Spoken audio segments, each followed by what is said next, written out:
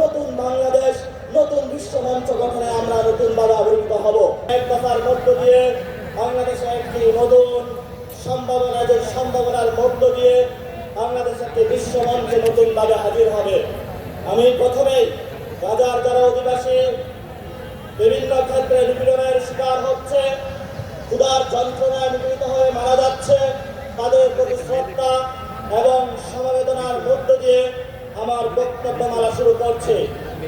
সম্মানিত সহযোগিতা এবং উপস্থিতি, আপনারা জানেন আমাদের যে পররাষ্ট্রনীতির ক্ষেত্রে আমাদেরকে শুধু একটি দেশের দাস বানিয়ে রাখা হয়েছিল।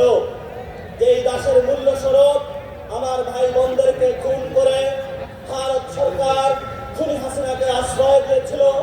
কিন্তু আমরা গণ অভ্যুত্থান পরবর্তী বিশ্ব মঞ্চে নতুনভাবে বাংলাদেশকে হাজির করতে চাই। বিশ্ব মঞ্চে বাংলাদেশের যে সম্ভাবনা রয়েছে, তরুণ প্রজন্মের যে সম্ভাবনা রয়েছে, আমাদের নারীদের যে সম্ভাবনা রয়েছে, বাংলাদেশের বৈচিত্র্যের যে সম্ভাবনা রয়েছে, বাংলাদেশের কৃষ্টি কালচারের যে সম্ভাবনা রয়েছে, বাংলাদেশের মুসলমানদের যে সম্ভাবনা রয়েছে, বাংলাদেশের ইসলামিক জনগণের যে সম্ভাবনা রয়েছে, সেই সম্ভাবনাগুলো আমরা বিশ্ব মঞ্চে হাজির করতে চাই। এই উপস্থিতি, বাংলাদেশ যদি বিশ্ব মঞ্চে হাজির হয়, সেইখানে নতুনভাবে আমরা চিন্তা করব। কোন দাস ভিত্তিক বিশ্ব মঞ্চে আমরা বিশ্বাসী নয়। আমরা সমতা, ন্যায্যতা, অধিকারের প্রশ্নে কোনো আপোষহীনভাবে বিশ্ব মঞ্চে উপস্থিত হতে চাই। আমরা আমাদের এখানে রোহিঙ্গা সংকট থেকে শুরু করে গাজা সংকট, কাশ্মীর সংকট, গ্রামীণ সংকট থেকে শুরু করে বিশ্বের যে জায়গায় নিপীড়িত মানুষ রয়েছে, তাদের সাথে আমাদের পররাষ্ট্রনীতির প্রথম ধাপ সংযোগ হবে। বিশ্বের যারা মুসলিম জনতা রয়েছে, বিশ্বের যারা নিপীড়িত মানুষ রয়েছে, তাদের সাথে ঐক্যবদ্ধ হয়ে আমরা নতুন বিশ্ব মঞ্চে স্থাপিত হতে যাচ্ছি, বিশ্ব মঞ্চে নিজেদের জয়গান করতে যাচ্ছি। আপনারা জানেন বাংলাদেশে আমরা গত 50 বছরে কোন একটি দল বলি, দুটি দল বলি, সংবিধান বলি, সর্বক্ষেত্রে এক বা দুটি দেশ বা তিনটি দেশ বা বিদেশি সাহায্য নির্ভর বা জাতিসংঘের যে সিকিউরিটি কাউন্সিল রয়েছে, সেগুলোর বাহিরে গিয়ে পৃথিবীতে অন্যান্য রাষ্ট্র যে বিরাজ করে, সেই বিরাজমান রাষ্ট্রগুলোর সাথে আমরা কখনো সম্পর্কের ভিত্তিতে নতুন একটি দেশকে চিন্তা ভাবনা করতে পারবো তা পলিটিক্যাল যারা কমিউনিটি রয়েছে, রাজনৈতিক নেতৃবৃন্দ রয়েছে, তাদের মধ্যে সেই মনোমতিতে আমরা কখনো সেই শুভবুদ্ধির উদয় দেখি নাই।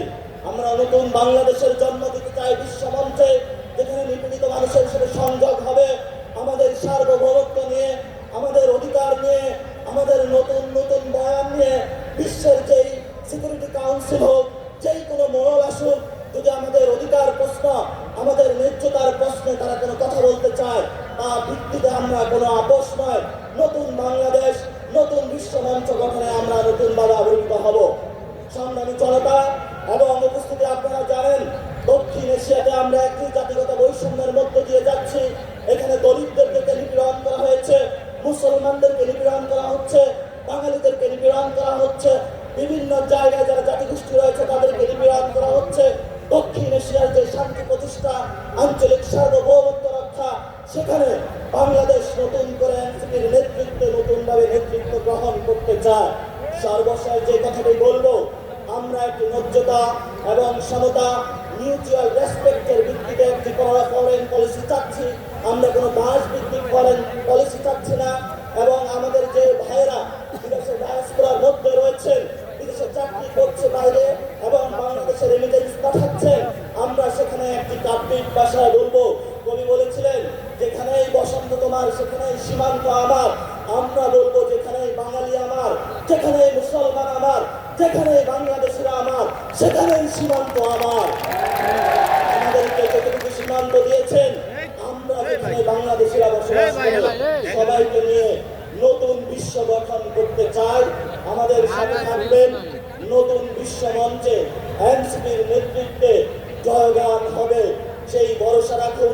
পরিশেষে যারা উপস্থিত হয়েছেন, লড়াইটা জারি রাখুন। দেশের নাম্বার 1 ট্রেডিং অ্যাপ নিফটি ফার্স্টে পাচ্ছেন ট্রেডিং এর সব সুবিধা, dual exchange access, company analysis, portfolio তৈরি করা সহ আরও অনেক ইউনিক ফিচারের সাথে ট্রেড করতে ডাউনলোড করুন এক্ষুনি।